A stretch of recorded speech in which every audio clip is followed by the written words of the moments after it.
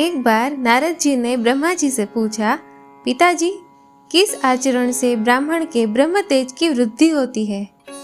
तब ब्रह्मा जी ने कहा, बेटा, श्रेष्ठ ब्राह्मण को चाहिए कि वह प्रतिदिन कुछ रात रहते ही बिस्तर से उठ जाए और गोविंद, माधव, कृष्ण, हरि, दामोदर, नारायण, जगन्नाथ, वासुदेव, वेदमाता सावित्री, अजन्मा, विभु, सरस्वती, महालक्ष्मी, ब्रह्मा, शंकर, शिव, शंभु, ईश्वर, महेश्वर, सूर्य, गणेश, स्कंद, गौरी, भागीरथी और शिवा आदि नामों का कीर्तन करें।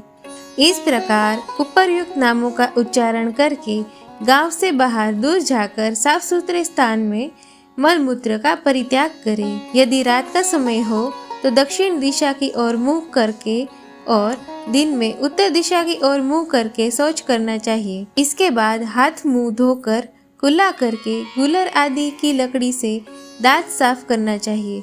तत्पश्चात द्विज को स्नान आदि करके संयम पूर्वक बैठकर संध्योपासना करनी चाहिए।